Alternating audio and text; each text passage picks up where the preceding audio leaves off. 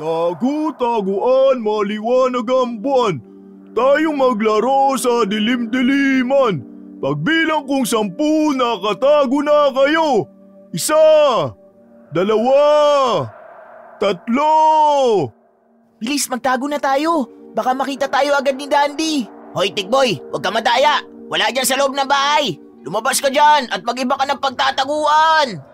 Pambihira ka naman, oh. 5, 6, 7. Dito tayo magtago. Di niya tayo agad makikita dito. Ayoko dyan.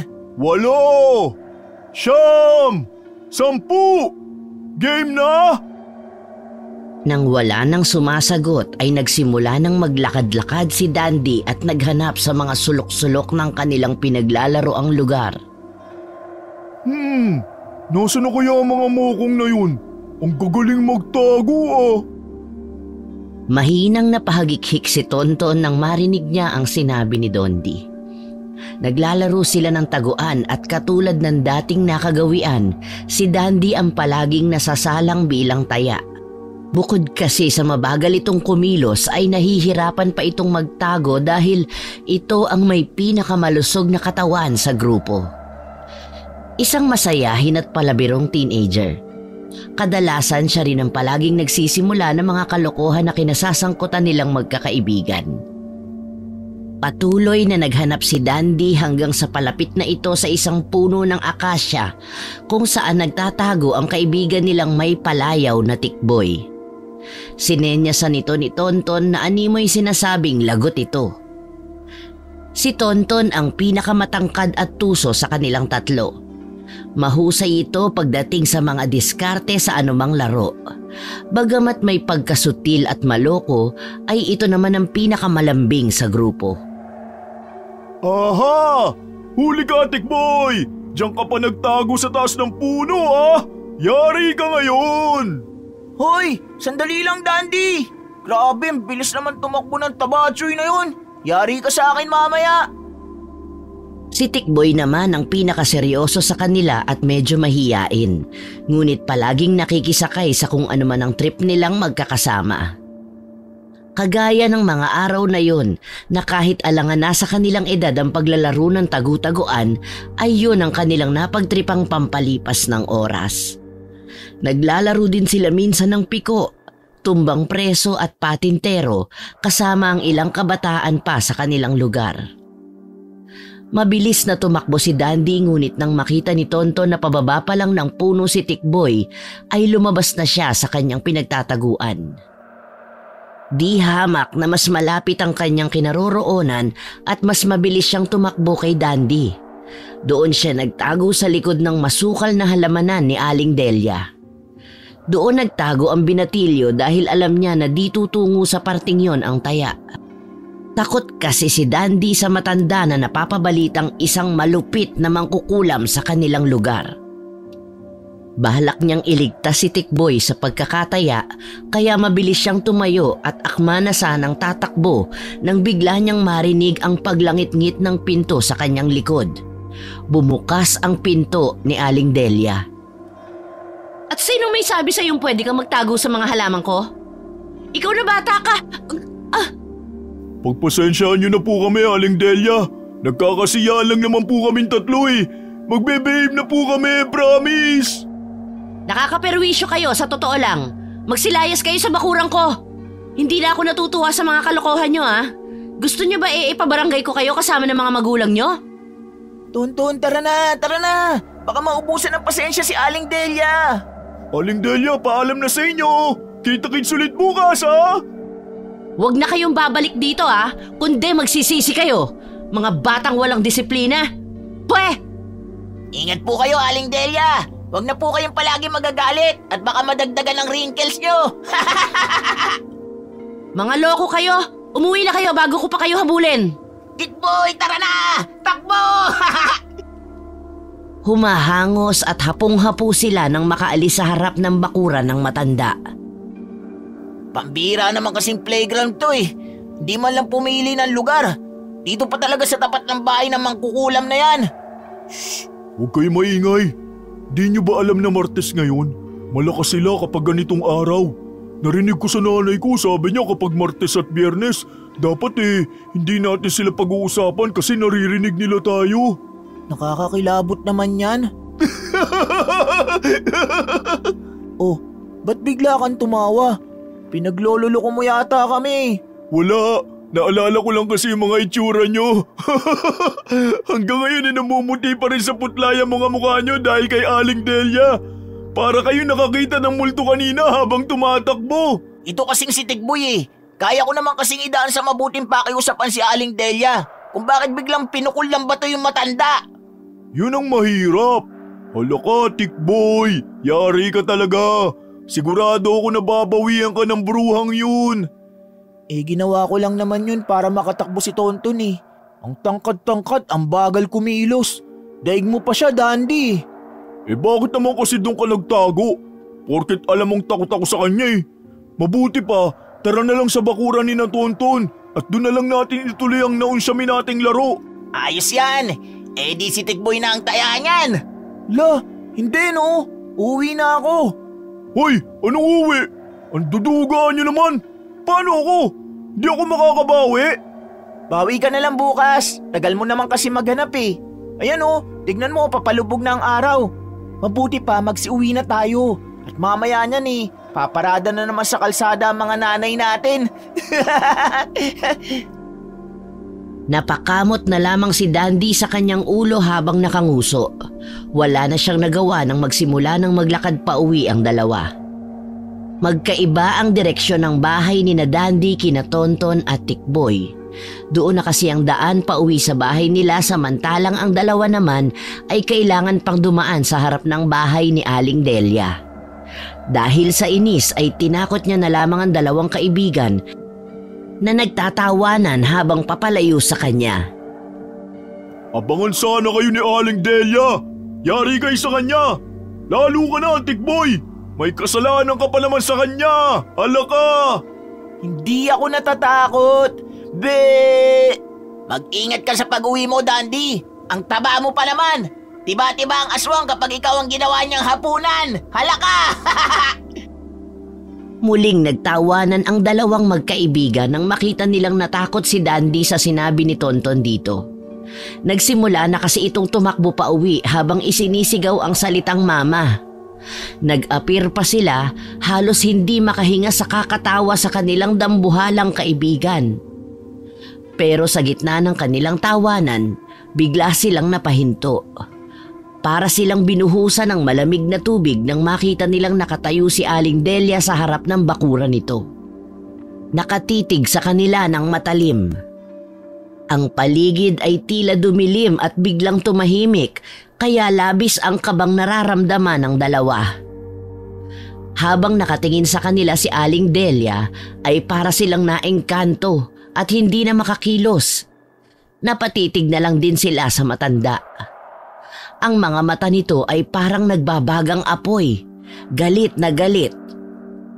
Ang malalakas nilang tawanan ay napalitan ng malalakas na pagbuga ng hangin upang mailabas ang takot at matinding kaba na kanilang nararamdaman ng pagkakataong yon. Hindi na sila makatawa tulad nung una. Pakiramdam nila ay kumakapit sa kanilang mga kaluluwa ang mainit na titig nito sa kanila. Nagsimulang mangatog ang kanilang mga tuhod. Tikboy, ano nang gagawin natin? Ewan ko, hindi ko alam, Tonton. Natatakot ako kay Aling Delia. Sabi ni Mama, kumakain daw yan ng tao. Ha? Ibig sabihin, hindi lang siya mangkukulam? Aswang din siya? Ala, Tikboy, paano kapag kinuha niya tayo? Ikaw kasi, binato mo pa siya kanina. Muntik pa siya matamaan sa mukha. Yan tuloy, mukhang nagalit talaga siya sa atin. Ha? Anong ako? Ikaw kaya ang may kasalanan. Bakit kasi doon ka pa nagtago sa mga halaman niya? Buti nga, tinulungan kita makatakbo Kasi kung hindi ko yung ginawa, baka nakuha ka na niya kanina pa. Hala, Tikboy, papalapit na siya sa atin. Oo nga. Parehas na gustong tumakbo ng dalawa pero tila sila nawala ng lakas. Parang biglang bumigat ang kanilang mga paa na hindi nila maihakbang. Nawala ng silbi ang kanilang mga utak dahil ang natira na lang ay puro takot. Akala nyo ba makakatakas kayo sa akin? Mga batang pasaway! Alam nyo ba kung anong ginagawa ko sa mga tulad nyo? Hindi po, Aling Delia. Pasensya na po. Hindi na po kami uulit. Pasensya? Hindi sapat ang pasensya sa mga kagaya nyo. Alam nyo, matagal na akong hindi nakakatikim ng sariwang laman eh. Aling Delia, nagbibiro lang po kami. Nagbibiro? Halos matamaan na ako ng batong ipinukol mo kanina. Hindi ba kayo tinuturuan ng mga magulang ninyo na mabuting asal? Hindi na po kami uulit, Aling Delia. Patawad po. Patawarin niyo na po kami. Sa pagkakasabing yon ni Tonton ay sinubukan niyang ihakbang ang kanyang mga paa. Nakaalis siya sa kanyang kinatatayuan. Dahil doon ay bigla siyang kumaripas ng takbo palayo sa matandang kinatatakutan. Takbo na, Tikboy! Bilisan natin! Basta takbo lang tayo, huwag ka nang lilingon! Ngunit nang wala nang nakuhang sagot mula sa kaibigan, ay bigla siyang napatigil at napalingon sa kanyang pinanggalingan. Doon niya nakita na hawak ng matanda ang braso ni Tikboy. Takot na takot ang kanyang kaibigan at naihi ito sa kanyang salawal. Pakawalan mo si Tikboy, Aling Delia! Papakawalan ko lamang siya kung matuturuan ko na siya ng leksyon, Tonton. Aling Delia, wag po! Napasigaw si Tikboy nang pingutin siya ni Aling Delia. Napansin ni Tonton na tila may ibinubulong ang matanda bago nito tuluyang pakawalan si Tikboy. Pagkatapos ay isang nakakatakot na ngisi ang iginawad nito. Nang makalapit na si Tikboy kay Tonton ay sabay na silang tumakbo pa uwi sa kanila. Hindi sinabi ni Tonton sa mga magulang ang nangyari dahil alam niyang pagagalitan siya ng mga ito.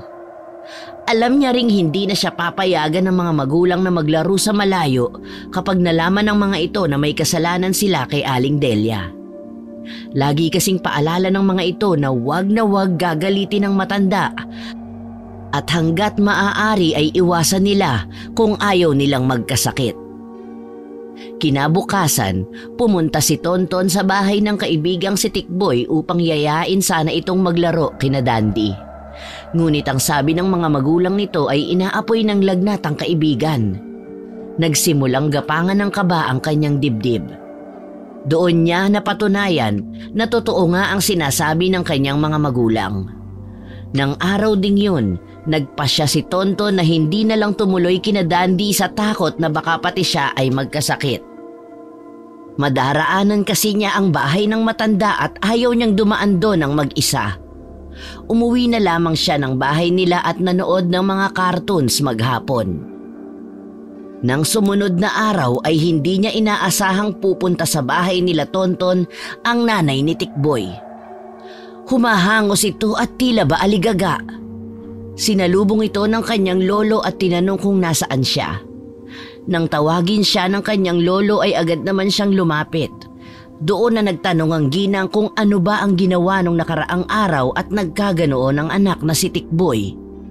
Tinubuan daw ng mga pantalang buong mukha ni Tikboy. Naaawa na ang ina nito dahil paulit-ulit na sumisigaw ito na mahapdi ang buo nitong mukha. Doon na napilitang umamin si Tonton. Ang totoo po niyan, naglaro lang po kami ng tagu-taguan kahapon. Doon po ako nagtago sa bakuran ni Aling Delia. Naabala po yata namin siya, kaya yun, nagalit po siya sa amin. Si Tikboy ho kasi, binato pa ho niya ang bahay ni Aling Delia at muntik na tong tamaan sa mukha kung di nakailag. Yan ang nga ba ang sinasabi ko? Nako, Diyos ko po kayo mga bata kayo. Bakit doon nyo pa naman naisipang maglaro? Teka, tago-taguan ba ka mo? Larong pambata yun ah. Ang lalaki nyo ng bulas, yun pa rin ang nilalaro nyo. Nakakainip po kasi noon kaya napagtripan po namin na maglaro. Wala naman po kasi magawa mga teenager na kagaya namin dito sa baryo eh. Hindi rin naman kami marunong maglaro ng basketball. Delikadong kaaway si Delia. Totoong mangkukulam ang babaeng yun. Kaya dapat ay nag-iingat kayo sa kanya. Wala yung sinasanto. Kaya bata o matanda pupuntirihin nun.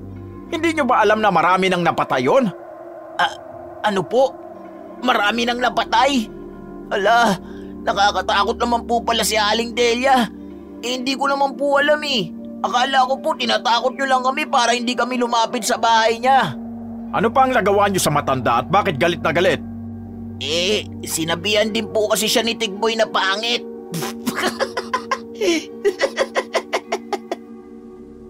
Natawa si Dondon nang maalala ang mga nangyari. Ngunit natigilan siya nang bigla siyang batukan ng lolong si Mang Dadoy. Loko ka talagang bata ka! At talagang nagagawa mo pang tumawa sa sitwasyon na ito? Lolo naman, nakakatawa po kasi yung itsura ni Aling Delia eh. Kasalanan ko ba kung pangit siya magalit? Ay mali, kahit pala hindi siya galit, pangit pa rin siya.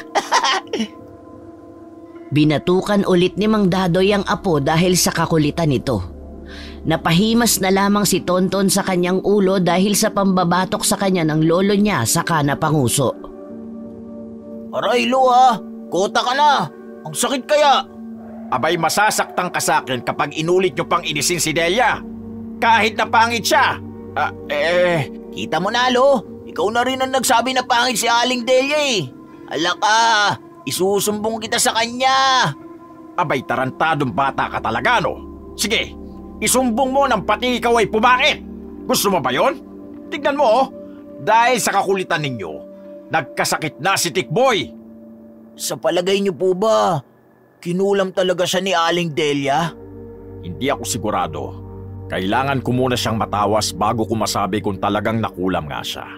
At kung sino ang may gawa nun sa kanya. Paano yun kung talagang nakulam na nga siya? Magagawa niyo po ba siyang gamutin? Ayoko pong mamatay si Tikboy. Mas favorite ko po siya kaysa kay Dandy. Tonton, bilang albularyo, marami akong alam na paraan para makapagpagaling ng mga nakulam.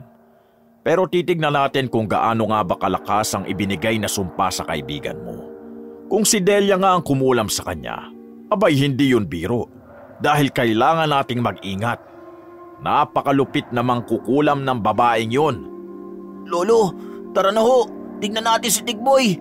Kawawa naman. Teka, ihahanda ko lang muna ang mga gamit ko.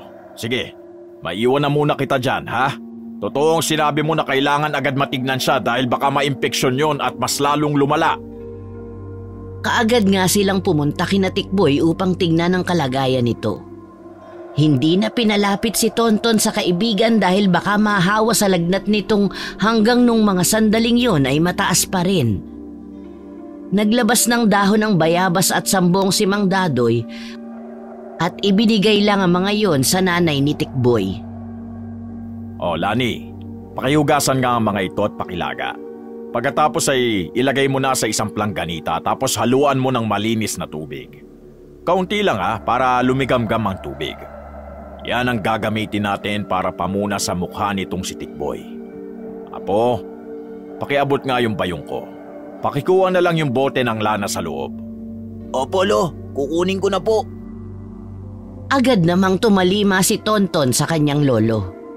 Pagkaabot niya ng bote ng lana sa matanda ay inilagay ng matandang albularyo ang kanang kamay sa noo ng nakahigang si Tikboy. May lagnat ka pa. Kawawa ka naman. Mahinang umusal ng isang dasal ang matandang albularyo. Nanginginig ang katawan ng pasyente dahil sa sobrang taas ng lagnat nito. Naabutan ni Aling Lani na ganoon ang nangyayari kay Tikboy. Labis na itong nag-aalala sa kalagayan ng kanyang anak. Muntik pa nitong mabitawan ng plangganitang may dahon ng sambong at bayabas. Inilagay ng ginang ang plangganita sa lamesitang nasa gilid ng higaan ni Tikboy. Pagkatapos ay kumuha rin ito ng malinis na bimpo at ibinigay sa matanda. Muli ay pumikit ang matanda saka nag-orasyon. Nang matapos ay nagsimula na siyang punasan ng mga pantal sa mukha ng bata na noon ay nagsusugat na. Sa kanya ito pinahira ng langis. Napansin nilang tumigil na sa panginginig si Tikboy. Bumaba na ang lagnat niya. Lani, pakipalitan nga itong tubig ng maligamgam at yun ang ipamunas mo sa buong katawan ni Tikboy. Gumamit ka ng bagong bimpo para hindi kumalat sa katawan niya ang pantal. Ipagpatuloy mo lang ang paglalaga ng mga dahon, ha? Mabisa yan para matuyo ka agad at maalis ang mga bakterya sa mukha ng bata. Oh, Heto ang langis. Ipapahid mo yan pagkatapos mo siyang punasan. O siya, uwi na muna kami ni Tonton. Lo, hindi niyo ba tatawasin si Tikboy? Hindi ito ang tamang panahon para hulihin ang mangkukulam, Tonton. Ganun po ba? Sayang naman. Tikboy, pagaling ka pare ha. Manguhuli pa tayo ng mga gagamba. Oo, Tonton. Sige, magpapagaling ako kaagad. Salamat sa pagpunta nyo. Umalis na tayo, Apo. Hayaan mo magpahinga ang kaibigan mo. Bukas ay magsisimula na tayong gumawa ng mga ritual para tuluyan na siyang gumaling. Umuwi na ang maglolo. Ngunit habang naglalakad sila ay biglang narealisa ni Tonton kung anong sitwasyon ang kinakaharap ng kanyang kaibigan. Hindi niya inakalang ang simpleng biro at paglalaro ay hahantong sa ganitong sitwasyon. Pero maski gano'n ang nangyari, nakahanda siyang harapin ang anumang hirap para sa kanyang kaibigan. Nakita mo na, Tonton. Matuto ka na sana sa nangyaring ito sa kaibigan mo. Mabuti nga't hindi malala ang nangyari sa batang yun. At siya lang ang pinuntirya ng mangkukulam.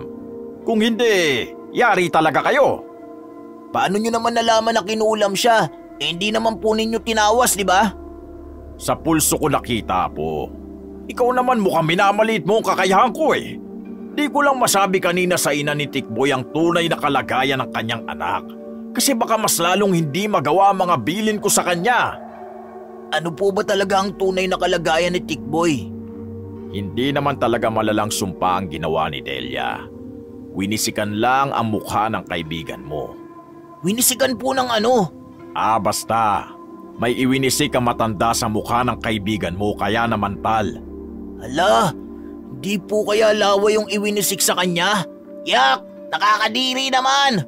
Paano mo naman nasabing laway nga ang iwinisik na matandang yon sa mukha ni Tikboy? Nakita nyo naman po may mga pantal sa mukha si Tikboy, lo, di ba? Namumula. Yung ngipin ni Aling Delia mapupula rin dahil sa nginunguya niyang hindi ko alam kung ano. Siguradong mapupula rin ang laway niya, kaya baka laway niya nga yung iwinisik niya sa mukha ng kaibigan ko. Nga ang tawag doon, Tonton. Wala yung kinalaman sa pamumula ng mukha ni Tikboy. Ganun po ba? Mabuti na lang at hindi nga ganun. Yak, kadiri pag nagkataon. Tatawa sana si Mang Dadoy sa sinabi ni Tonton, pero pinigilan niya ang sarili. Napapangiwi na kasi ang binatilyo na para bang diring-diri. O siya, basta wag ka na magpapasaway ha. Wag na muna gala ng gala.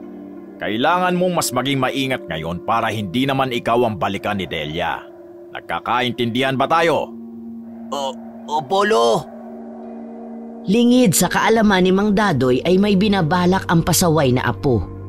Pagkalipas ng 3 araw, tuluyan nang nawala ang lagnat ni Tikboy. Ang mga pantal sa mukha niya ay nababawasan na rin. Kaya naman pinayagan na ulit siya ng kanyang ina na makipagkita kina Dandy at Tonton. Napagpasyahan nilang doon na muna maglaro kina Dandy. Sigurado kasi sina Tonton at Tikboy na may merienda sila kapag doon sila naglaro. Masayang naglakad ang dalawa. Tahimik lang nilang nilampasan ang bahay ni Aling Delia. Nagpasalamat sila dahil sa mga oras na yon ay tahimik lang sa kinakatakutang lugar na yon. Pagdating nila sa bahay nila Dandy ay agad siyang binati ni Tikboy. Oh, Dandy, nandito na kami. Sabi ni Mama pwede na akong lumabas. Ang saya, namiss ko kayo. Pwede ba kami makitambay dito sa bahay nyo? Sige, pasok kayo. Tamang-tama, naghahanda ng merienda ang mama ko. Ang galing ng timing nyo. Sinadya talaga namin. Ito kasing si Tikboy di naman talaga ikaw ang namimiss, kundi yung luto ng mama mo. Uy, ano ka ba, Tonton? Nakakaya, baka marinig ka ni tita. Ayos lang yun. Talaga namang masarap magluto ang mama ko eh. Kaya kapag natikman, hahanap-hanapin. Kaya nga malusog ka eh. Dahil sagana ka sa masasarap na pagkain. Makapagsalita naman tong payatot at mukhang butiki na to. Kaya ka nakukulam dahil pasmado yung bibig mo. Oo, tama na yan. Baka mamaya mauwi pa sa away ang sagutan nyo na yan. Di naman. Nagbibiruan lang naman kami. Siya nga pala, Tikboy. Masaya ako na magaling ka na. Huwag niyo na ulit gagalitin si Aling Delia ha. Natatakot ako sa kanya eh. Ba't ka naman matatakot sa kanya? Wala ka namang ginagawang kasalanan. Oo, pero nakakatakot pa rin talaga. Baka mamaya pati ako bawian ng matandang yun. Nagkatinginan sina Tonton at Tikboy saka nagnisihan na siyang ipinagtaka naman ni Dandy. Bahagyang nakaramdam ng takot ang damulag at mas lalo pa itong kinabahan nang sabay na tumingin sa kanya ang mga kaibigan. Huwag muna tayo masyadong magpapakapagod sa paglalaro. Sabi ni Mama, bawal pa ako makipag-abulan eh. Anong lalaruin natin? Magdama kaya tayo. Tapos yung may talo may consequence ba yun? Gagi, consequence yun. Tama, yun nga. O ano, game? O sige ba, magaling naman ako dyan eh. Yari kayo sa akin. Tingnan na lang natin. Baka mamaya ikaw pala matalo. Ikaw ang mayari sa amin. O sige ang unang magkaroon ng 2 talo, siya yung may consequence. Nagdama nga ang tatlo at katulad ng inaasahan, si Dandy na naman ang unang nagkaroon ng 2 talo.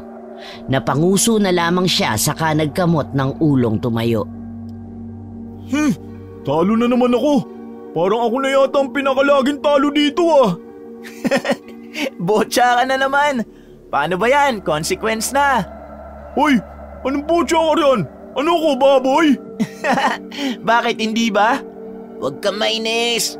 Lahat naman tayo natatalo minsan eh. Pero sigurado akong babawi ka sa susunod. Ang sabihin nyo, pinagkakaisaan nyo lang ako palaging 2. Kaya palagi ako natatalo sa anuman laro. Hindi nyo siguro ako mahal no? Pues isusumbo ko kayo kay Mama para di niya kayo bigyan ng merienda. Oy, Dandy, ito naman Joke lang eh. Para namang hindi ka na nasanay sa amin. Oo nga, lagi naman kaming ganito sa'yo Pero kaibigan ka pa rin namin. Ang magkakaibigan, nagbibiruan. Nakakasakit na yung biro nyo eh. Sorry na, Dandy. Oo nga, sorry na. O ano, oras na para sa consequence mo. Sige ba, pero wag niyo akong papahirapan Huwag ka mag-alala. Madali lang naman to eh. Magmerienda kaya muna tayo. Nagugutom na ako eh. Ay naku, kahit kailan ka talaga, Tikboy, buraot ka. O sige, tara na sa loob ng bahay. Baka tapos na si Mamang magluto ng carbonara. Yun! Talaga naman, the best si Mama mo, no? Galante sa merienda eh. Kaya nga, iba talaga kapag siman ng tatay. Sana lang hindi si manloloko yung tatay mo, no? Ikaw, Tonton baka mamaya magdilang demonyo ka at magkatotoo yung sinabi mo. Yari ka talaga sa akin. Joke lang. Ito naman. Nang makapasok na sila sa bahay ay agad namang lumibot ang paningin nila Tikboy at Tonton sa buong sala. May mga gamit kasi na nadagdag kaya naman nanibago sila sa nakikita. Kapansin-pansin kasi na mas malaki ang flat screen TV ni na Dandy kumpara noong nakaraang pagpunta nila doon. Mayroon na ring computer sa sulok ng sala na dati namang wala roon. Ngunit napako ang tingin ni Tonton sa isang bagay na nakadisplay sa itaas ng divider na pinaglalagyan ng ibang mga figurin. Dahil sa kuryosidad ay dilapitan niya yon at napakunot ang noon niya nang mapagtantong para yung isang bungo. Tikboy, tignan mo yun Ang alin, Ton? Yun Yun bang parang bato? Bato ba yun? Di naman eh. Parang bungo. Hindi naman nila napansin na nasa likod na pala nila si Dandy. Kaya naman sabay na napasigawan dalawa nang bigla itong magsalita. Oo, tama ka, Ton. Bungo nga yan. Langya naman, Dandy. Bakit ba bigla-bigla ka na lang sumusulpot na nagsasalita dyan? Nakakagulat ka no? Kaya nga, nanggugulat ka pa talaga. Ano, gantihan? Mga bugok talaga kayo. Siyempre hindi, no? Kasalanan ko bang magugulatin kayo? Teka, nagkakape ba kayo? Masyado kayo nervyoso eh. Loko. Siyempre oo. Wala naman kaming pambili ng gatas eh. Tsaka yung iniinom ko, galing naman yung sa tostadong bigas. Pinapakuluan yun tapos yun na yung kinakape namin ni Lolo Dadoy. Ako, bawal pa magkape. Nakakabobo raw yun sabi ni Mama eh. Kaya pala. Mabuti pa bawas-bawasan nyo ng pag-inom nun ha. Ayos lang naman yun. Yun ay kung susuplayan mo kami ng gatas. Anong pang susupply ko sa inyo? Mga bugok! O walang pikunan ha, biruan lang. Hoy, kayong dalawa, tama na yan. Mamaya, totohanan na yung biro nyo tapos mag-away pa kayo. Pero Dandy, totoo bang bungo yun? Bungo ng ano yun? Bungo ng unggoy. Unggoy? Oo nga, ulit-ulit ka naman Anli ka ba ha? Unggoy nga. Natatandaan niyo yung alaga ko si Minky? Sa kanya yan. Nagkasakit. Nung dadalhin sana namin sa vet, namatay na siya sa kotse. Ayun, hindi na umabot. Kaya kinuha ko na lang yan para may remembrance ako sa kanya. Ang mga mata ni na Tikboy at Tonton ay lumaki nang marinig ang sinabi ng kanilang kaibigan. Hindi nila alam na ganun pala kasentimental ito at nagagawa niyang magkolekta ng mga ganoong klase ng nakakatakot na bagay. Langya, ibang klaseng remembrance naman yan. Bungo talaga. Hindi ka natatakot? Hindi. Ba't naman ako matatakot? Alaga ko naman yan. Pero Dandy, kahit na. Bungo pa rin yan. Paano kung biglang gumalaw yan sa gabi? Naku Tonton, kung totoo man yan, mas matatakot yung multo sa akin kesa ako sa kanila. Grabe ka talaga, Dandy. Sobrang tapang mo. Wala kayong dapat ikatakot. At saka, si Minky kahit bungo na lang, kaibigan pa rin natin yan. Sasagot pa sana si Tonton nang biglang magtawag ang mama ni Dandy. Niyayaya na silang pumunta sa kusina para kumain ng merienda.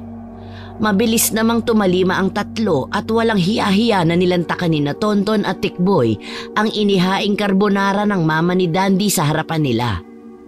Pagkatapos kumain ay saglit silang nagpahinga sa labas ng bahay. May duyan kasi roon na gawa sa goma ng sasakyan. 3 yon at talagang ipinasadya ng papa ni Dandy nang hindi pa ito nakakasampa sa barko. Tig-iisa sila para raw walang agawan. Yon ang naging laruan ng sila ay bata pa. Ngunit laruan pa rin hanggang sa sila ay nagsilaki na at naging mga binatilyo na. O Dandy, yung consequence mo Consequence nga. Ano ka ba naman, Tonton? Laki-laki mo na, bulol ka pa. Oo na, titirsin kita dyan Oh, ano palang consequence yan? Bilisan nyo na mag-isip na magawa ko na agad. Isa lang, di ba? Huwag kayo maduga Oo, isa lang. Pero dapat gagawin mo Kasi kapag hindi mo nagawa, yari ka. Ikaw lagi taya sa habulan, taguan, tsaka ikaw lagi tiga-ayos ng board kapag magdadama tayo. Grabe naman. Kahit naman walang consequence, ako pa rin naman laging taya Pero sige, game pa rin ako. O ano na? Paulanan mo ng bato yung bahay ni Aling Delia. Ha? Bakit naman yan pa? Wala na bang iba? Nakakatakot naman yung pinapagawa niyo sa akin Kaya mo yan. Tapang-tapang mo nga kanina pagdating kay Minky. Tignan natin kung kaya mo rin kay Aling Delia. Ewan ko lang. Baka akong kulamin nun tapos magising na lang ako na parang si Tikboy. Puno ng pantal sa muka. Oh, sino sa atin ngayon ang duwag? Gawin mo na. Sabi mo game ka, di ba? Pwede bang iba na lang? Di ba pwede yung simpleng consequence lang? Yung maglaro ng jackstone o kaya magtanim ng kamote. Walang takasan, Dandy. Ito na yun. Kaya game na. Paulanan mo ng bato ang bahay ni Aling Delia. Huwag mo subukan umatras paano kapag nakita ako ni Aling Delia? Ano mangyayari sa akin? Huwag yan! Ayoko yan! Hindi pwedeng ayaw mo. Duga mo naman Wala, tapusin na natin ang pagkakaibigan natin kapag ganyan. Oo na! Ang bira naman talaga Nako, kapag nagawa mo yan, ikaw na ang pinaka-astig sa atin. Basta huwag ka na lang magpapahuli. Sige na nga Pero kapag kinulam ako, sisiguraduhin kong isusumbong ko kayo sa mga magulang nyo. O, deal! Pero bago ka pumunta kay Aling Delia, pwede ka naman magdasal. Malay mo, swertein ka pa. Ito na nga Bahala na si Batman. Wala na ngang nagawa pa si Dandy at sinunod na lamang ang mga kaibigan. Naturingan kasi siyang matanda sa kanila pero numero 1 namang uto-uto. Naglakad ang magkakaibigan at pinuntahan ang bahay ni Aling Delia. Nagtago sa likod ng puno ang dalawa samantalang si Dandy naman ay namulot ng mga maliliit na bato sa bakuran. Maingay at malakas ang pagkakabato ng binatilyo at tumama ang lahat ng yon sa bubong. Agad namang nagtago si Dandy sa likod ng puno ng akasya habang ang dalawa naman ay hagalpakan sa tawa. Lalabas pa sana si Dandy sa pinagtataguan nang biglang lumabas naman si Aling Delia sa pinto ng bahay nito at inilibot ang tingin sa paligid. Marahil ay hinahanap ang bumato sa bubong ng bahay niya.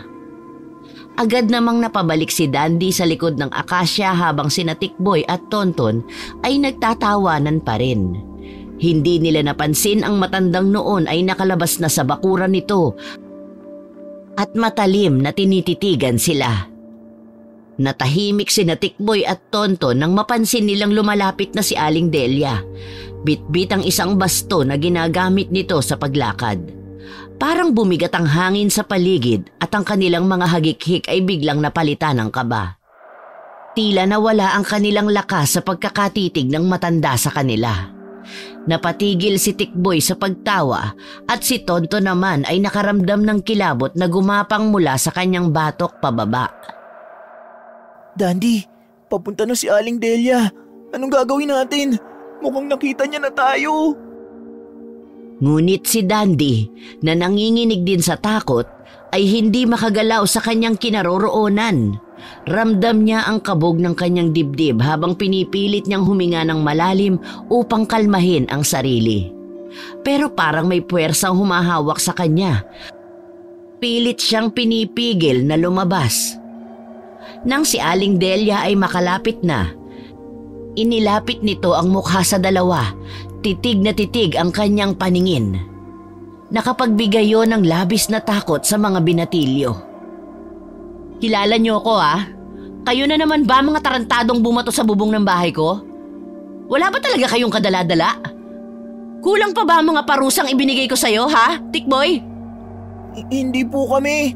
Naglalaro lang po kami nitong kaibigan ko. Akala niyo ba'y maloloko niyo ako? Hindi ba sinasabi ng mga magulang niyo na dapat ay katakutan niyo ako kasi isa akong mangkukulam? Kahit hindi ko kayo nahahawakan, pwede ko kayong saktan. At lahat ng impormasyon tungkol sa inyo malalaman ko. O ano, hindi talaga kayo natatakot sa akin?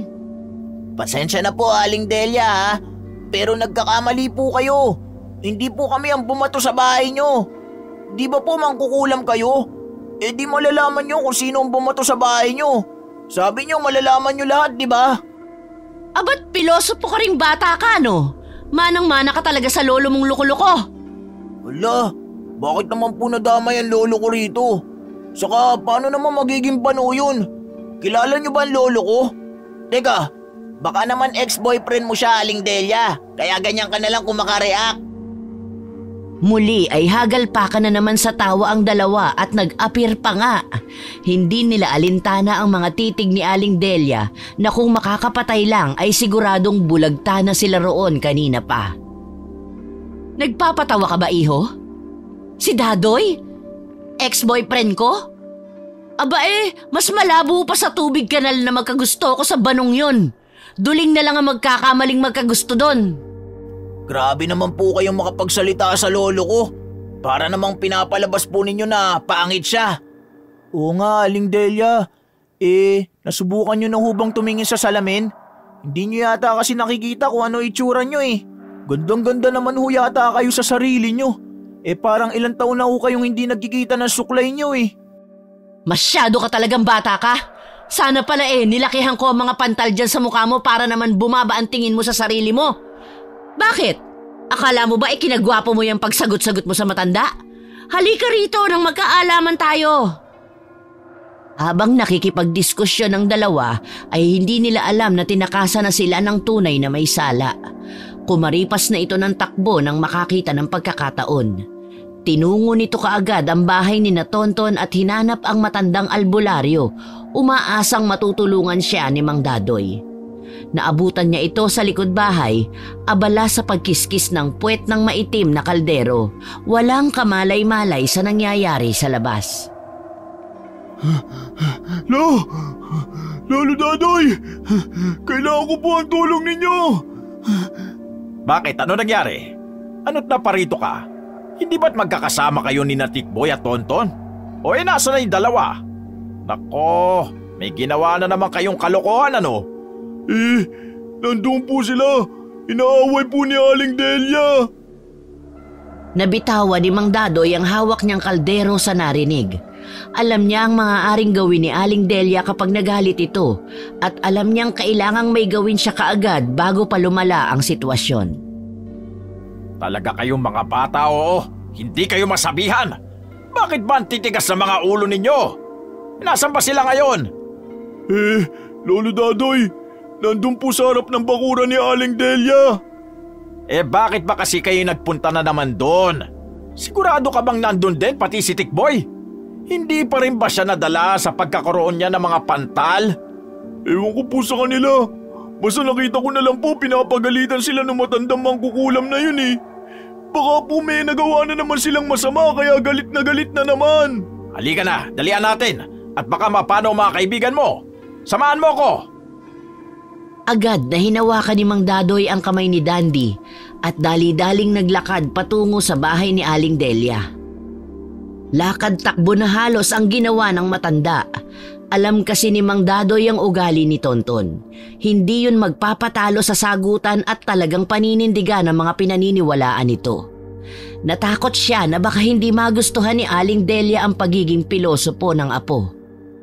Nang makarating sila ay nakita niyang hawak na ni Aling Delia ang braso ni Tonton. Kaya naman agad nang sumigaw si Mang Dadoy. Delia! Tigilan mo na yan! Bitawan mo ang apo ko! Nagulat si Aling Delia at sandaling napahinto. Napalingon siya kay Mang Dadoy na noon ay papalapit ng mabilis kasama si Dandy. Talaga bang ganyan ka nakababa at pati mga batang yan pinapatulan mo? Anong mga bata malalaki na ang mga ito? Pero magagaspang ang ugali at mga isip bata. Hindi marunong rumespeto sa katahimikan ko. Tama na yan. Huwag ka na makialam dito. Dapat lang silang maturuan ng leksyon. Hayaan mo ako kung ayaw mong pati ikaw idamay ko sa mga makukulit na kabataang to. Mga tarantado, walang modo. Bastos! Alam kong may nagawa silang mali, pero hindi mo sila pwedeng saktan. Akong bahala sa kanila. Kung may problema ka, sabihin mo sa akin. Napansin ni Mang Dadoy ang takot sa mukha ni Tonton habang mahigpit siyang hawak ni Aling Delia.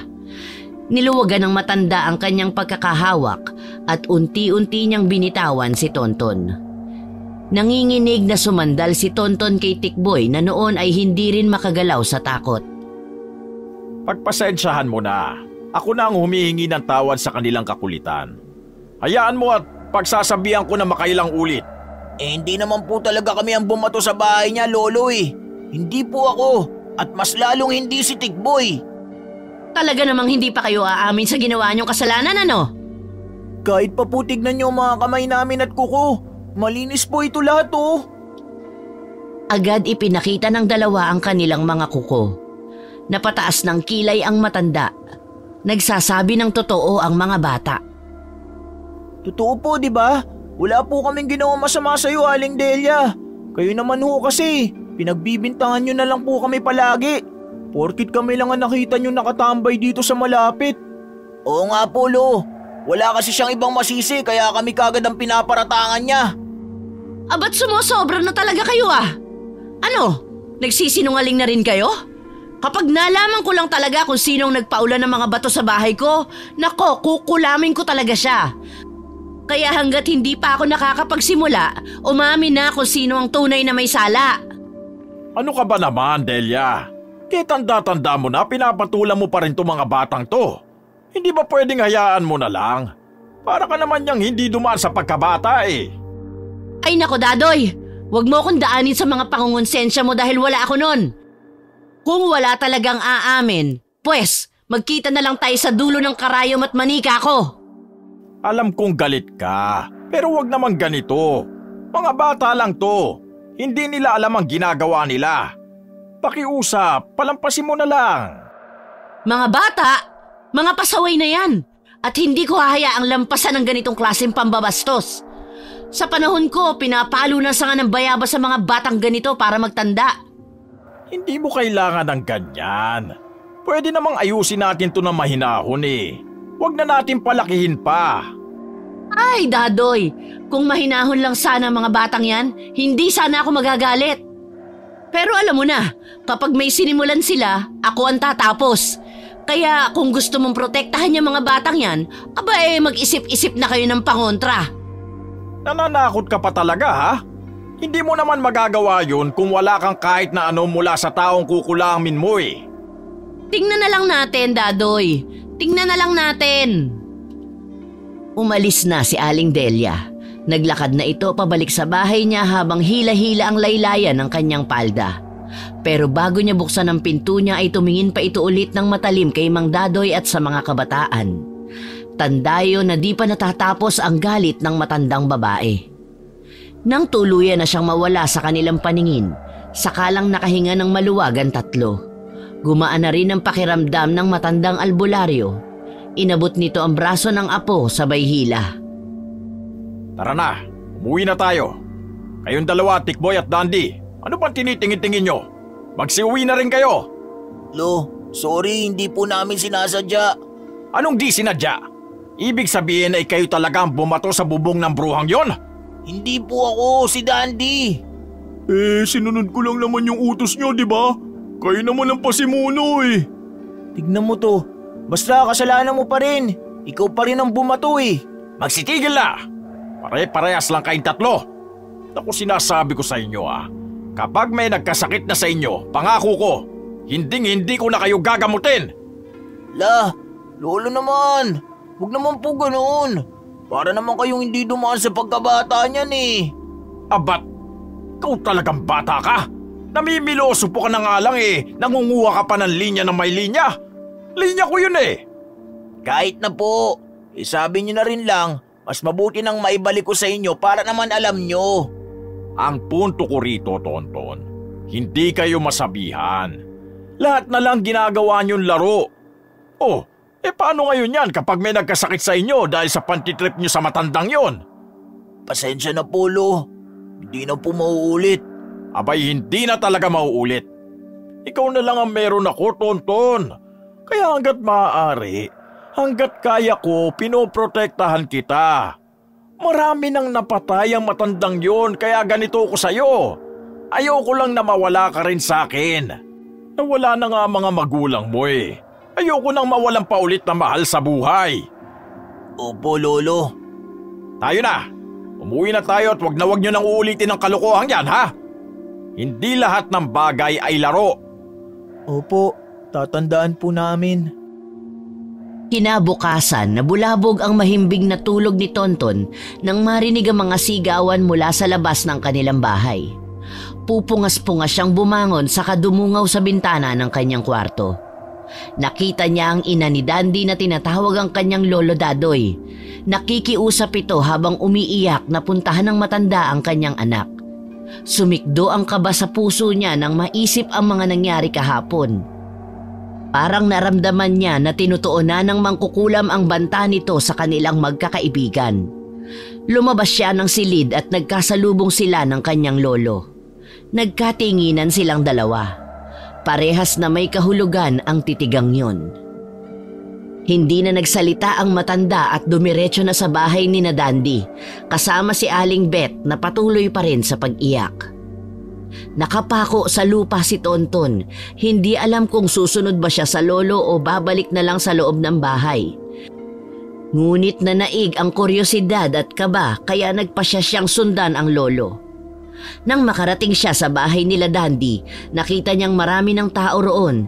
Lahat ay nakatingin sa loob ng bahay habang may mga bumubulong-bulong sa isa't isa. Nakita niya si Tikboy na hindi rin mapakali sa isang tabi. Nilapitan niya si Tikboy. Anong nangyari dito? Ewan ko, hindi ko nakita kasi sinarado nila ang pinto ng bahay nila. Basta sabi lang nila nagkasakit daw kagabi si Dandy.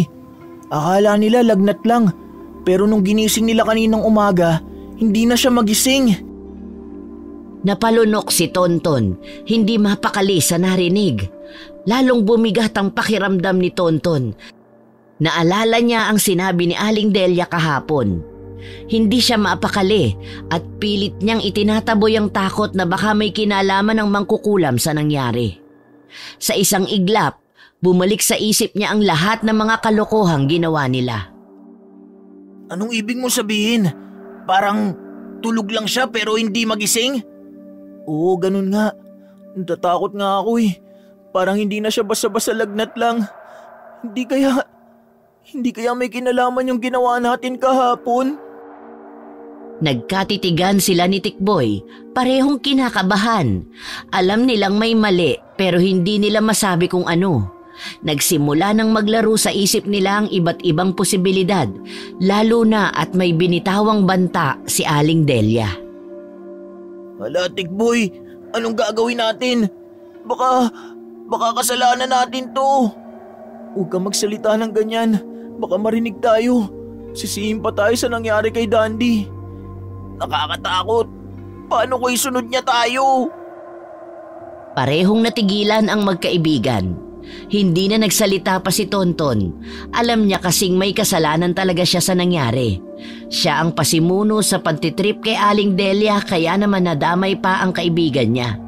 Maya-maya ay nakita nilang bumukas ang pinto. Tinawag ang dalawa sa loob. Pagpasok nila sa bahay ay agad silang sinamahan ng matanda sa kwarto ni Dandy. Nagulat ang dalawa sa kanilang nakita. Nakita nila si Dandy na namamanas ang paa. Ang malalaking binti nito ay mas lalo pang lumaki. Napamulagat si Tonton at nahintakutan sa itsura ng mga binti ng kaibigan. Napansin naman yon ni Mang Dadoy. O ano, hindi ka pa rin ba makikinig sa mga sasabihin ko?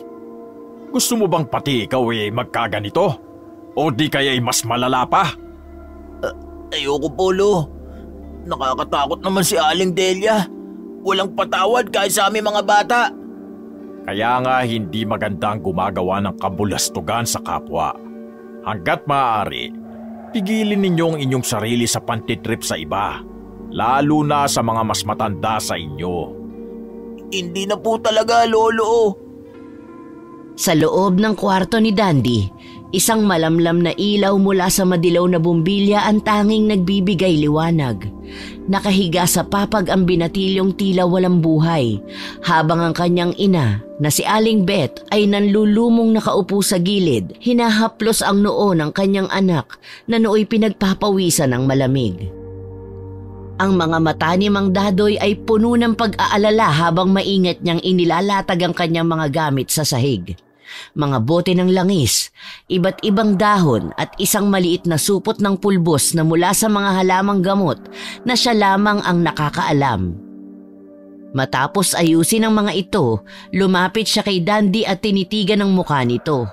Wala itong anumang reaksyon kahit nakinikiskis ni Mang Dadoy ang isang piraso ng tawa sa kanyang noo. Isang malalim na buntong hininga ang pinakawala ng matanda bago sinimula ng ritual. Kumuha siya ng dahon ng bayabas at inipit ito sa pagitan ng kanyang mga palad, sabay dasal ng orasyon na tila binubulong ng hangin. Pagkatapos ay marahan niyang inilagay ang dahon sa noo ni Dandy, saka kinuha ang isang bote ng langis at ipinahid ito sa mga pulso ng binatilyo. Habang ginagawa ito, bigla niyang naramdaman ang kakaibang lamig na tila dumaan sa kanyang mga daliri. Hindi ito pangkaraniwang lagnat. Alam niyang may mas malalim na dahilan sa likod ng pagkakasakit ni Dandy. Sa kanyang pag-uulit ng mga dasal, patuloy niyang minamasdan ang reaksyon ng bata. Naghihintay ng kahit isang palatandaan ng paggaling. Isang saglit pa, pinahira niya ng lana ang mga paa ni Dandy. Maya-maya ay napansin ng matandang albularyo na tila unti-unti nang bumabalik ang kulay ng kanyang pasyente. Ang pawis sa noo nito ay nagsimula na ring maglaho at ang malalim nitong paghinga ay unti-unti na ring bumabalik sa normal.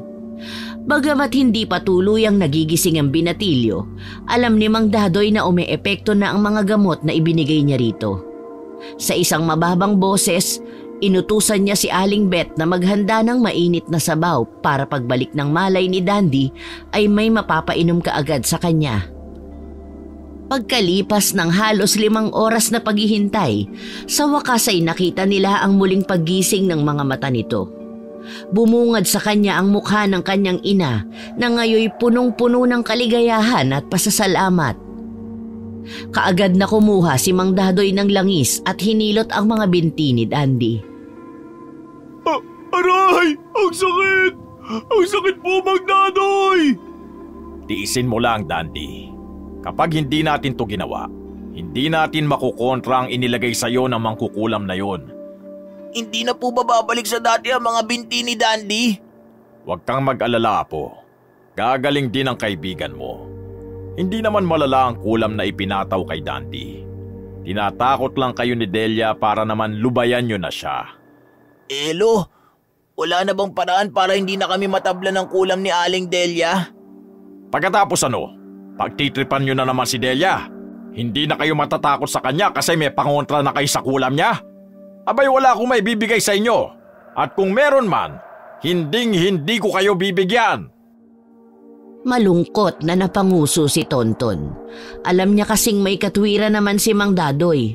Ngunit si Aling Beth ay nagpahiwatig ng galit sa matandang mangkukulam. Ang nais niya ay paalisin na si Aling Delia sa kanilang baryo. Marami na kasi itong nabibiktima at kahit bata ay hindi pinalalampas. Para sa ginang, hindi rason ang pagiging pasaway ng mga bata para patikimin ng kulam ng matanda. Naiintindihan ko ang pinanggagalingan mo, Beth. May alam akong isang paraan para mapaalis ang mangkukulam na si Delia dito sa ating baryo. Saka, dayo lang naman siya rito kaya tayo ang mas may karapatan na manatili rito. Talaga, Lo? Pero, paano naman po natin mapapalis si Aling Delia? Sa pamamagitan ng bungo ng unggoy. Bungo ng unggoy? Oo nga, po. Paulit-ulit. Teka, Lolo. Paano nga gagamitin yung bungo ng unggoy para mapaalis si Aling Delia? Mamaya ko na sasabihin sa inyo. Kailangan ko pang tapusin tong panggagamot ko sa kaibigan nyo. Ayaw naman nating lumala ito at gawing makatotohanan ni Delia. Matindi ang pananakot na ginawa niya sa kanya, kaya magtanda na kayong 3. Hindi ako palagi nandito para tulungan kayo. Bumaba na ang lagnat ni Dandy. Bagamat malalaki pa rin ang paa dahil sa pamamanas ay sinabi nitong mabuti-buti na kahit paano ang kanyang pakiramdam. Bumangon na rin ito at sumandal na lamang sa dingding habang nakayakap sa unan. Ayos ka na ba? Medyo. Parang nangihina pa ako eh. Saka mukhang mahihirapan pa ako makalakad. Lolo Dadoy, gagaling pa ba ako? Oo naman. Basta magpapakabait na kayo, ha? Ako na ang nakikiusap sa inyo. Habang narito matandang yon, wag na wag kayong gagawa ng anumang bagay na makapagpapagalit sa kanya. Tumango na lamang si Dandy. Maya-maya ay may dala ng isang mangkok ng mainit na sabaw ang mama niya. Sinubuan nito ang anak.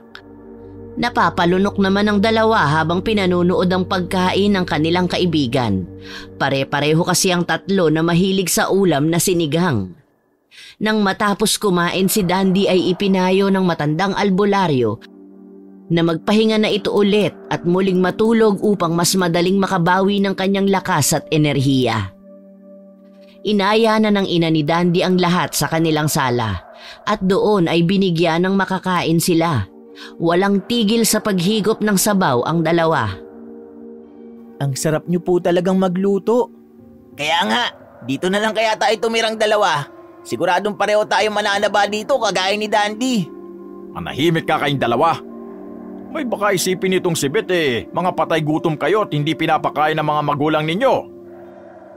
Natawa naman ang ina ni Dandy sa narinig at sinabi sa matanda na hayaan na lang daw ang 2. Masaya itong may nasasarapan sa luto niya. Pagkatapos nilang kumain ay muling ipinaalala ni Tonton sa kanyang lolo ang naunsyaming pag-uusap nila kanina tungkol sa bungo ng unggoy na pwedeng makapagpalaya sa matandang mangkukulam at kung paano ito magiging pangontra sa kapangyarihan nito. Muling nag-isip ang matanda at tila sinasariwa sa kanyang isip kung ano nga ba ang paraan na yun. Nagsimula siyang magsalita nang maalala ang lahat. Magsimula ka lang, Lo. Nakikinig po kami. Ang bungo ng unggoy ay hindi basta buto lang. Sa mga sinaunang paniniwala, dahil sa may kakaibang koneksyon ng unggoy at ang kalikasan, ay may kapangyarihan itong pangontra sa mga masasamang espiritu at maging sa kulam. Pwede natin itong maging kalasag sa mga ritual o palipad hangin ng kulam. Yun ay kung tama ang pagkakagamit. Paano naman po magagamit ang bungo sa pagpapaalis ng mangkukulam? Doon ba kayo interesado? Bakit gusto nyo bang paalisin si Delia dito sa barangay natin? Sana po Kasi naman po, napakasungit at nawawalan po kami ng laya na maglaro sa may tapat ng bakuran niya. Parang inaari niya na po yung lugar Ang alam ko ay dayo lang naman yan dito sa atin. Dito naghahasik ng lagim. Paano nga po? Kasi kung kaya namin gawin, maski kami na po ang gagawa, Lolo. Kailangan nyo munang maghanap ng bungo ng unggoy. Uy, meron dito. Yung bungo ng alaga ni Dandy. Ganito ang gagawin nyo. Kailangan nyo lang ibato yan sa ibabaw ng bubong ni Delia. Ibabato po? Ang dali lang naman po pala Hindi yung ganong kadali, baka akala ninyo. Saka patapusin nyo muna kasi ako. Ibabato nyo ito sa bubungan. Pero dapat, doon ito lalapag sa likuran ng bahay. Kumbaga, pagpapasapasahan ninyo itong bungo na parang naglalaro ng saluhan ng bola. Yung bubong ang magmimistulang net at kailangan magawa nyo ito ng 3 beses. Pagkatapos, ilibing nyo itong bungo sa harap ng bakuran mismo ni Delia. Ano po mangyayari kapag nagawa na namin yun? Mawawala ang lakas ng kanyang mga orasyon at ritual. At dahil doon, mawawalan siya ng kakayahan na makasakit. Pero hindi lang yon. Kapag naramdaman niyang hindi na siya makapangyarihan dito sa lugar natin, kusa siyang maghahanap ng ibang baryo na pagtitirhan. Isang lugar na walang ganitong proteksyon. Ibig pong sabihin, Lolo Dadoy, hindi na makakagawa ng kulam si Aling Delia kapag ginawa namin yun? Oo, Tikboy. Nakakatakot naman, Lo. Paano kung magalit lalo si Aling Delia? Paano kung mahuli niya kami, Lolo? Kaya nga kailangan nating maging maingat. Gagawin natin ito sa tamang pagkakataon. At siguraduhin nating hindi niya malalaman kung sino ang naglagay ng bungo. Huwag kayong mag-alala po. Kapag nagawa natin ito ng tama, mapoprotektahan na natin ang buong baryo mula sa masamang gawain ng mangkukulam na yon. Nang sumunod na araw, nagplano na silang gawin ang ritual. Hindi na nila nahintay pa ang kanilang lolo Dadoy dahil naging abala ito sa paglalako ng kanyang mga inaning gulay ng araw ng hapong yun. Mag-aalas 6 na ng hapon nang magkita-kita ang 3 magkakaibigan. Napag-usapan nila na si Tikboy ang maglalagi sa kabilang panig at si Tonton naman sa kabila. Samantalang si Dandy naman ang magiging lookout nila para kung sakali man na lumabas si Aling Delia ay agad silang makakapagtago o makakatakbo. Pagsapit ng dilim ay maingat silang nagpunta sa kani-kanilang pwesto. Maingat ang kanilang mga naging hakbang upang hindi talaga makahalata si Aling Delia na may tao na sa kanyang bakuran. Tanging mga senyas lang ang paraan ng kanilang mga pag-uusap. Si Tonton ang maghahagis ng bungo na hawak nila. Ngunit sa kamalas-malasan, nadula sa kamay ni Tonton ang bungo kaya naman imbis na maihagis ng mataas ay sumadsad yun at kumalabog sa bubong ni Aling Delia. Sumabit pa nga ang bungo sa gulong na nagsisilbing pabigat sa bubong ng matanda. Biglang bumukas ang pinto at iniluwano ng galit na bruhang mangkukulam. Nanlilisik ang mga mata nito at diretsong nakatitig kay Tonton, kaya naman nahintakutan ng bata at hindi nakagalaw mula sa pwesto. Kayo na naman? Lintik talaga kayo mga bata kayo, no? Wala talaga kayong kadala-dala. Talagang sinusubukan niyo ang pasensya ko. Humahangos naman na hiniklat ni Tikboy ang braso ni Tonton dahil sa pagkataranta. Natatakot din itong baka makulam ulit ng matanda. Tong, halika na bilis! Bago pa tayo maabot ni Aling Delia, yari tayo niyan! Hoy! Antayin niyo ako! Nang makabawi sa gulat ay agad na tumalilis ng takbo ang magkakaibigan. Halos magkandadapa pa si Tonton dahil sa pangangatog ng kanyang mga tuhod. Pagdating sa bahay ay laglag ang balikat na umupo si Tonton sa mahabang kawayang bangko. Oh, saan kayo galing? Ginawa na po namin yung ritual ng bungo ng unggoy, Lolo. Ano? Hindi ba't sabi ko sa inyong tayo ang gagawa nun? Eh bakit hindi niyo ako hinintay? Ito po kasing si Tonton, Lolo eh. Masyadong atat na mapaalis na yung matanda. Oh, siya, ano nangyari? Palpak po eh. Ha? Paanong palpak? Nahuli ba kayo ni Delia? Opo, Lolo. Lintik na. Eh paano kayo nahuli? Nadulas po yung bungo pagbato ko sa bubong eh. Ayun, kumalabog ang bubungan ng bahay ni Aling Delia. Saka malas-malasan pa eh. Sumabit sa gulong na pabigat yung bungo. Hindi na napigilan ni Mang Dadoy ang mapahalakhak dahil sa kinuwento ng apo. Ini-imagine niya kasi ang ginawa ng mga ito at ang kapalpakan ng mga ito. Lolo naman eh. Tawanan ba naman ako? Pasensya na. Ang cute nyo kasi. Ini-imagine ko yung itsura nyo na takot nang lumabas si Delia. Imbis na maawa kayo sa amin, tatawanan pa talaga. Baklase talaga kayo, no? Ay, o siya. Huwag ka na magtampo. Magmerienda ka na lang muna riyan at mag-aasikaso muna ako ng hapunan. Marami pang pagkakataon. Pasasaamba't mapapalayas din natin yung hukluban na yan. Ano po bang merienda? May Spanish bread dyan. Tsaka yung paborito mong binangkal. Napalitan ng saya ang nanghihinayang na mukha ng bata. Agad niyang binuksan ang supot at kumuha ng isang pirasong binangkal at nilantakan yon. Napapailing naman na napapangiti ang matanda habang pinanonood ang apo. Ay nako, bata nga naman. Kinabukasan ay nagising na lamang si Tonton na hindi maidilat ang kanang mata. Nang kapain niya ito ay napasigaw siya nang mapagtantong namamaga ito. Agad namang napatakbo si Mang Dadoy sa kwarto at nakita ang apo na naluluha. Marahil ay batid na ng bata kung ano ang nangyayari sa kanya.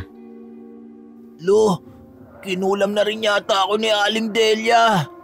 Huwag kang mag-alala, apo. Gagamutin natin yan. Sandali at kukuha ako ng maligamgam na tubig. Kumuha nga si Mang Dadoy ng isang plangganitang may laman na maligamgam na tubig. Dinala yon sa kwarto ng apo saka naghanap ng malinis na bimpo. Pinunasan niya ang paligid ng namamagang mata ni Tonton saka kinuha ang isang bote ng langis.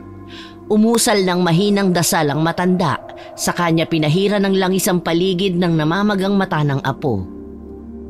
Huwag ka na mag-alala, apo. Maya-maya lang may didilat mo na ulit ang mga mata mo. Mawawala rin ang maganyan. Ang mabuti pa ay kumain ka na muna. Nagluto ako ng paborito mong arroz caldo. May nilagang itlog po ba yung niluto niyong arroz caldo, Lo? Syempre naman. Special yun eh. Pagdating ng oras ng agahan ay inalalayan ng matanda ang apo papunta sa hapagkainan. Sabay na silang nag-almusal. Pagkatapos ay nag-usap silang dalawa tungkol sa planong pagpapalayas kay Aling Delia. Total, porsigido talaga kayo ang gagawa ng ritual.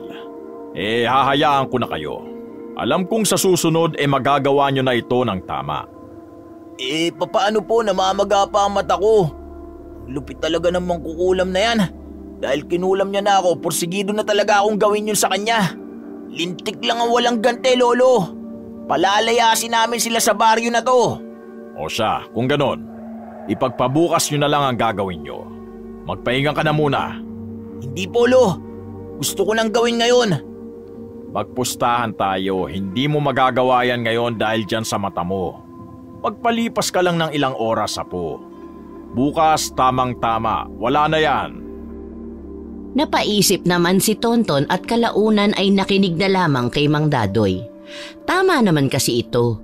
Hindi sa lahat ng bagay, kailangang kumilos ka agad. Kailangan ding magmatsyag at mag-isip bago gumawa ng hakbang. Kinabukasan, maaga pa lang ay nasa bahay na ni na Tonton si Tikboy. 5:30 pa lang noon at pasikat pa lang ang araw. Gumayak na rin si Tonton at bago umalis, kinausap muna sila ni Mang Dadoy. Tandaan nyo, mag-iingat kayo dahil hindi lang basta-bastang mangkukulam si Delia. Malakas siya. Yung mga naranasan yung pangungulam, simple lang yun. Patikim, kumbaga. Opo, Lo. Mag-iingat po kami. O siya, lumakad na kayo. Alam ko kasing kapag ganitong umaga ay nasa palengke si Delia. Kaya bilisan yung kumilos nang hindi niya kayo maabutan sa bakuran niya. Sige po, Mang Dadoy. Salamat po sa paalala. Lumakad na nga ang dalawa. Walang takot na pinasok nila ang bakuran ng matanda. Sinungkit ni Tikboy ang bungo ng unggoy na sumabit sa gulong na pabigat habang si Tonto naman ang nag-abang sa ilalim upang saluhin ito. Nang magawa nilang makuha yon ay sinimula na nila ang pagbabato noon hanggang sa kabilang parte ng bahay. Ginawa nila yon ng 3 beses at nang magawa nila ng walang sablay ay agad nila yung inilibing sa harap ng bahay ni Aling Delia. Mabilis ang naging pagkilos nila at natapos naman sila kaagad. Ay, sa wakas natapos din. Oo nga. O siya, tara na. Baka abutan pa tayo ng matanda. Ang gagaling talaga natin! Nagawa na nila ang dulo ng ritual. Nagpasya na silang umuwi. Ngunit pag-ikot nila ay gano'n na lamang ang kanilang pagkagulat nang makita nilang nasa likod nila si Aling Delia at galit na galit. Kayo na naman? Ang titigas talaga ng mga ulo ninyo, ano? Ano bang gusto niyong mangyari? Gusto niyo ba talagang maranasan ang matinding pagpapahirap ko sa mga katulad niyong batang pasaway? Pwes, ibibigay ko sa inyo! Lingid sa kanilang kaalaman, sa hindi kalayuan ay kanina pa naroon si Mang Dadoy. Nagmamasid sa mga ginagawa nila Tonton, Dandy at Tikboy. Binabantayan na rin sila sakaling maabutan nga sila ni Aling Delia. At dahil nga nangyari ang huling senaryong iniiwasan nila, ay kinailangan ni Mang Dadoy na tulungan ng mga bata. Sige, Delia! Subukan mo silang saktan nang malaman mo! Aba, at narito rin palang magaling na albularyong panot na to. Talaga namang magaling ako. Pero wala naman sanang personalan. Pangit namang kukulam. Talagang ginagalit mo ko, Dadoy. Akala mo naman eh hindi ka nagkagusto sa akin nung araw. Bakit? Sino ba nagsabi na gusto kita? Hala, may history pala si Mang Dadoy at Aling Delia. Anong history? Walang ganun. Saka wala naman akong alam sa naging love life ni Lolo noon eh. Dahil hindi pa ako pinapanganak noon. Panahon na para maningil. Lalo ka na, Dadoy. Ikaw ang may kasalanan. Ipinagkalat mo na isa akong mangkukulam. Totoo namang mangkukulam ka, di ba? Gusto ko lang na isang tahimik na buhay, Dadoy. Pero dahil sa ginawa mo, pinangilagan ako ng mga tao. Hinahamak nila ako. Ultimo mga bata, kinukutya ako. Kaya bakit ka pa magtataka kung nawalan na ako ng amor sa mga tao? Tao ka rin, Delia. Wala akong pakialam. Umalis ka na, Dadoy. O baka naman gusto mong dito mo mismo makita ang gagawin ko sa mga batang to? Walang hiya ka talaga kahit kailan, Delia! Kung hindi kita madadala sa pakiusap, pasensyaan na lang tayo. Hinding-hindi kita aatrasan! Mas lalong nagdilim ang itsura ng matandang mangkukulam sa tinuran ng albularyo. Nagsimulang umusal ng mga dasal si Mang Dadoy. Ilang sandali pa ay umihip ng malakas ang hangin. Pinanlamigan ng 2 bata dahil sa nasasaksihan. Naninindig ang kanilang mga balahibo, lalo pa nang tumawa ng malakas ang bruhang mangkukulam. Natatakot na ako, Tong. Parang nasisiraan na ng bait si Aling Delia. Oo nga eh. Tapos napapansin mo ba? Yung boses niya parang nanggagaling sa ilalim ng lupa. Tumahimik kayo riyan! Kayong 2 ang isusunod ko kapag natapos ko ng harapin ang nagmamagaling na albularyong to! Nagyakapan na lamang ang 3 bata dahil sa samot-saring emosyong lumulukob sa kanilang pagkatao. Takot, kaba, pagkabahala. Hindi na nila alam kung ano ang gagawin dahil pinangungunahan na sila ng mga emosyong yun na siyang umuubos sa lakas nila upang makapag-isip ng maayos. Umuusal na rin ng mga Latin na salita si Aling Delia. Paulit-ulit, palakas ng palakas. Nagtatagisa na silang dalawa gamit ang mga orasyong makasisira sa bawat isa. Subalit bigla na lamang nabuwal sa kanyang pagkakatayo si Aling Delia at napasigaw ng malakas. O ano, Delia? Akala mo ba ikaw na ang pinakamalakas? Pagsisisihan mo to, Dadoy! Hindi kailanman, Delia. At sinisiguro kong sa sandaling pumasok ka sa tahanan mong yan, ikaw na mismo ang magkukusang mag-alsabalutan. Gumuhit ang pagtataka sa muka ng matandang mangkukulam, subalit agad din yung nawala at muli na naman siyang tumawa ng nakakaloko. Tinatakot mo ba ako? Depende kung matatakot ka nga. Bakit? Kinabahan ka ba? Hayaan mo na ang dalawang bata, Delia. Hindi naman ako aalis dito. Tayong dalawa ang magharap.